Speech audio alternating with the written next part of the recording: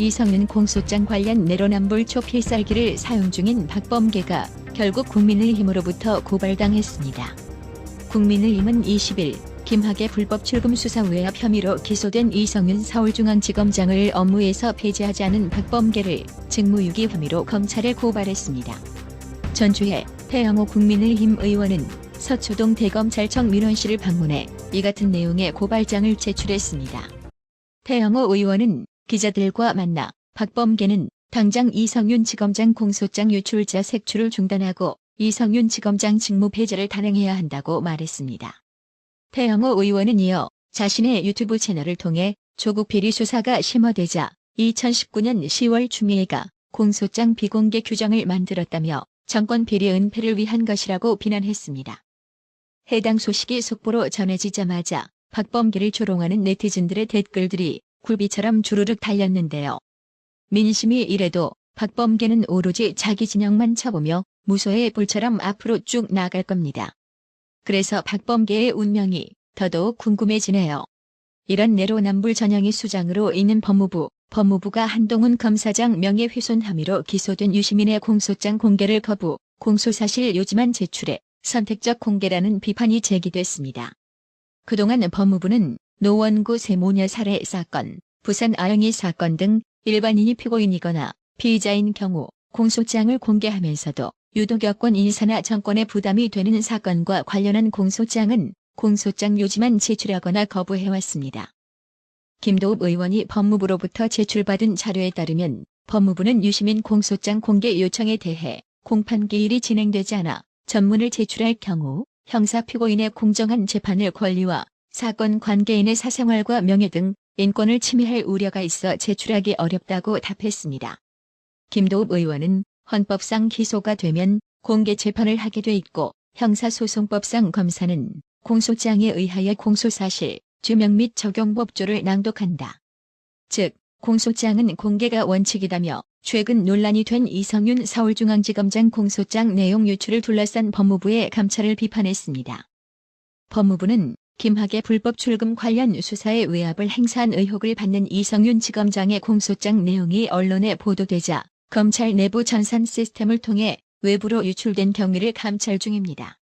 이 과정에서 박범계가 이성윤 지검장 공소장 유출을 비판하자 과거 국정농단 수사 때 국민은 알 권리가 있다며 정호성 전 청와대 부속비서관과 박근혜 전 대통령의 통화 녹음 파일 공개를 주장한 발언이 다시 회자되며 내로남불 비판이 일기도 했습니다. 문재인은 미국 현지 시간 20일 낸시 펠로시 미국 하원 의장을 만나 중국은 우리의 최대 교역국이자 한반도 문제와 관련 중요한 협력 대상이라며 한미동맹을 바탕으로 미중 관계의 안정적 발전을 위한 역할을 하겠다고 밝혔는데요. 아니, 중국이 대놓고 찬밥 홀대해도 직소리조차 못하는 주제에 뭔 역할을 하겠다는 건지 진심 이해가 전혀 가지 않는데요. 한반도에서 중국의 역할을 강조한 이날 문재인의 발언을 두고 정치권에서도 미국과 중국이 패권 신경전을 벌이는 와중에 불필요하게 꺼낸 말이 아니냐는 지적이 나옵니다. 또 문재인이 한미 정상회담을 바라보는 중국의 시선을 의식하는 것 아니냐는 관측도 나옵니다. 중국 관영 매체인 신화통신은 21일 한국은 대국 경쟁에서 어느 한쪽을 선택하지 않아 미국으로부터 압박을 받고 있다며 문재인이 미국의 압박에 어떻게 대응하느냐가 이번 방미의 중요한 관전 포인트라고 보도했습니다. 사실 압박은 지금 중국이 하고 있는데 문재인은 이런 중국의 장단을 쳐맞추고 있다는 뜻이 되겠습니다. 김계현 국민의힘 대표 권한대행은 이날 당회의에서 한미 정상회담에 임하는 문재인은 또다시 중국과 북한의 눈치를 살피는 4대 외교가 아니라 이 나라의 미래를 위한 국익 외교를 펼쳐야 할 것이라며 문재인 정권 4년은 급변하는 정세 속에서 낡은 이념적 잣대로 친중, 친북 노선에 편승한 아마추어 외교를 고집하는 바람에 국제사회에서 외교적 고립을 자초한 왕따와 굴욕의 4년이었다고 지적했습니다.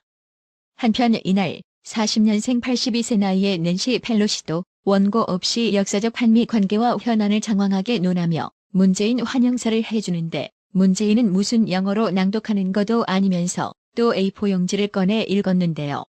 참 기가 막힙니다. 박근혜 대통령을 수첩공주라고 비아냥거리던 좌파리들 이쯤에서 양심의 털에게라도 있으면 누가 써준 원고 없으면 말 한마디 못하는 문재인에게도 쓴소리 좀 하시죠. 여기서 잠시 시간을 과거로 거슬러가 보자면 지난 2013년 박근혜 대통령이 미국을 방문해 상하원 합동의회 연설을 했는데요. 당시 의장석에 앉아 박 대통령의 영어 연설을 지켜보던 인물이 바로 조 바이든 부통령, 지금의 미국 대통령이었습니다. 박 대통령은 상하원 의회 연설을 통해 한미동맹과 한미 FTA의 필요성을 강조하면서 공감대를 형성해 많은 박수를 받기도 했습니다. 스피커 베이너, 존경하는 배원 하원 의장님, 바이든 부통령님, distinguished members 그리고 of the 상하원 House and the 의원 Senate, 여러분, ladies and 그리고 gentlemen, 내외 귀빈 여러분, I'm privileged to stand in this chamber. I now wish to share my vision of our future together. 이제 저는 한국과 A 미국이 future 만들어 that 나아갈 we will build Our together Future Together에 as 대해 partners. 우리의 미래에 대해 이야기하고자 합니다. 바이든 대통령은 앞서 예고한 대로 현지 시간 21일 낮 12시 50분쯤 문재인과 첫 대면한 뒤 한국전쟁 참전용사에 대한 명예훈장 메들 오브 아너를 수여했는데요. 바이든 미 대통령은 수여식에서 퍼킷 예비역 대령의 용맹스러운 행동에 대해 훈장 수여를 통해 이 자리에서 기르게 돼 기쁘다고 밝혔습니다. 그러면서 한국과 미국의 동맹이 전쟁을 통해서 시작됐지만 평화 기간에 이 동맹이 더 단단해지게 됐다며 문재인이 이 자리에 함께하게 돼 기쁘다고 덧붙였습니다. 이에 문재인도 바이든 대통령의 초청으로 퍼킷 예비역 대령의 명예훈장 수여식에 참여하게 돼 기쁘다며 외국 정상으로는 명예훈장 수여식 참석이 처음이라고 해 더 의미가 깊다고 말했습니다. 해당 소식에 네티즌들은 신나서 백악관 갔을 텐데 졸지에 매맞고 정신교육 받고 있네라며 문재인 인상펴라. 시진핑한테 혼날까봐 안절부절이라며 그간 한미동맹은 말로만 강조하면서 실제 친중 4대 정책을 펼친 문재인을 조소하고 비꼬았습니다. 한편 이날 6.25 전쟁에서 중공군과 맞서 싸운 94세 랄프 퍼킷 예비역 대령과의 기념 촬영에서 바이든 대통령은 무릎을 꿇은 자세로 예비역 대령과 포즈를 취했고 옆에 서 있던 문재인도 얼떨결에 무릎을 꿇었는데요. 무슨 따라쟁이도 아니고 마음에도 없었던 행동을 하다 보니 문재인의 자세가 아주 우스꽝스러웠는데요. 문재인은 과연 랄프 퍼킷 예비역 대령 같은 인물이 있었기에 지금의 자유민주주의 대한민국을 소화할 수 있었다는 사실을 제대로 알기나 할까요? 미국 현지 시각 20일 낮 미 워싱턴 DC 시내의 영빈관 플레어 하우스에는 성조기 많이 걸려있어 문재인 홀대론이 또 터져나왔는데요.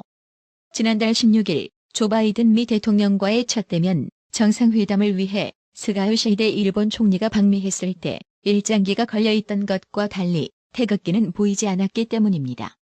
길 하나를 사이에 두고 백악관에 바로 인접해 있는 이곳은 외국 정상들이 미국을 방문할 때 내어주는 미 대통령의 게스트하우스입니다. 스가 총리는 지난달 방문 때 백악관에서 도보 2분 거리에 있는 여기 머물렀습니다. 당시 미 공영 라디오 NPR의 스카티 트로 기자는 트위터에 일장기가 펄럭이는 블레어 하우스 사진을 올리며 블레어 하우스가 외국에서 방문하는 고관들을 머물게 하는 전통적 역할로 돌아갔다. 스가 요시히데 일본 총리가 바이든 대통령과 첫 대면 정상회담을 하는 외국 정상으로서 여기 머물고 있다고 썼습니다. 그러나 이날 문재인이 워싱턴 DC를 방문 중이란 사실을 알려주는 태극기는 다른 곳에 걸려 있었습니다. 백악관에서 도보 6분 거리에 있는 한 호텔 입구에 태극기와 성조기가 나란히 걸려 있었습니다. 평소 이 호텔은 입구 주변에 다수의 성조기를 걸어두는데 그중 몇 개를 태극기로 바꿔놓은 상태였습니다. 과거 다른 한국 대통령들도 미국을 방문했을 때 백악관 인근에 있는 5성급 호텔인 이곳에 들른 적이 있습니다. 주로 미 상공회의소 관계자 등 기업인들과 라운드 테이블을 하기 위해서였습니다. 조선일보는 블레어 하우스가 이달부터 공사에 들어갔기 때문인 것으로 전해졌다며 20일 찾아간 블레어 하우스는 조용히 문이 닫혀 있었다. 외부에서 봤을 때 공사 차량이나 인부 등의 모습이 보이지 않아 어떤 공사를 하고 있는지는 알기 어려웠다고 했습니다. 그러면서 다만 작년 11월 미국 매체 TMZ는 미 정부가 $195만, 한화 약 22억 원을 들여 블레어 하우스를 포함한 백악관 주변의 오래된 정부 건물들의 냉난방 및 환기 장치를 수리할 것이라는 보도 내용을 소개했습니다. 하지만 이 공사는 바이든 행정부 출범 후 한동안 미뤄졌습니다. 부통령 관저 수리 공사가 먼저 시작되면서 카멀라 해리스 부통령 부부가 1월 말부터 4월 초까지 블레어 하우스에 머물렀기 때문입니다. 해리스 부통령 부부는 4월 초 부통령 관저로 이사했고 이후 스가 일본 총리의 방미가 있었습니다. 스가 총리는 블레어 하우스에서 워싱턴 도착 첫날 밤을 보낸 뒤 다음 날 바로 맞은편에 있는 백악관 행정동 아이젠하워 이그제큐티브 오피스 빌딩에서 해리스 부통령을 만났습니다. 때문에 사전에 문재인 방문하는 걸 알면서도 공사에 들어갔느냐며 문재인 미국 방문 홀대론이 등장한 이유가 되고 있습니다. 조 바이든 미국 행정부가 미국, 일본, 호주, 인도 간 안보연합체인 쿼드에 한국을 초청했지만 문재인 좌파 정권이 이를 거절했다는 주장이 나왔습니다. 그간 문재인 좌파 정권은 미국으로부터 공식적인 쿼드 가입 제안이 없었다고 밝혀왔습니다. 국제전략문제연구소 CSIS 빅터 차 박사는 21일 오전 열린 한미동맹재단 주한미군 전우회 주최 성공적인 한미정상회담을 위한 한미동맹 평화 컨퍼런스에서 발제문을 통해 사실 바이든 행정부는 한국을 쿼드 그룹의 일원으로 초청했지만 서울이 거절했다고 한다고 밝혔습니다. 빅터 차 박사는 서울은 아시아 영내 다자간 이니셔티브를 대할 때 소위 안보 딜레마에 사로잡혀 있다며 한국은 미국 주도 이니셔티브에 서울이 가입하면 중국이 부정적으로 반응하고 사드 논란 중 그랬던 것처럼 경제적으로 보복할 것이라고 우려한다고 설명했습니다. 빅터 차 박사는 한국이 아시아 영내 민주주의 국가들로부터 고립되는 현재 추세의 가장 중요한 전략적 함의는 한국이 앞으로 혼자서 중국을 상대하게 된다는 것이라며 공급망, 5G 네트워크 및 규범에 근거한 자유주의 질서에 대한 중국의 도전을 혼자 상대한다는 것은 동료 민주국가들과 함께하는 것보다 훨씬 어렵다고 경고했습니다. 빅터 차 박사는 그러면서 해증이나 시간을 끌면서 나아가는 방식은 서울의 이익이 아니며 동맹에도 좋지 않다. 또한 보다 큰 중국의 압력을 초래할 것이라며 지금은 한국이 미중 경쟁 시대에서 어떠한 전략적인 선택을 해야 하는지에 대한 국가적인 논의를 해야 할 때라고 밝혔습니다.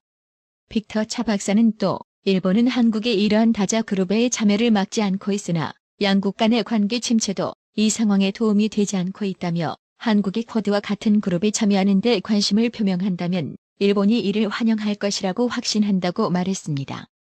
한편 외교부 당국자는 빅터 차 교수 주장에 대해 기자들과 만난 자리에서 그간 우리 정부가 수차례 밝혔듯이 쿼드 참여국으로부터 참여 요청을 받은 적이 없다고 부인했다는데요. 아니 까놓고 말해서 미국이 쿼드에 참여하라고 요청하면 진짜 참여할 마음은 있는지 친중 4대 외교에 쩔어있는 외교부에 되묻고 싶습니다. 나라의 TV는 구독료 후원으로만 운영 유지되고 있으니 구독자님들의 따뜻한 정성이 필요합니다. 항상 뉴스 전달 방식에 노력하는 나라의 TV가 되겠습니다. 구독 그리고 알람 설정, 뉴스 영상 내용이 좋았다면 좋아요를 클릭해주세요.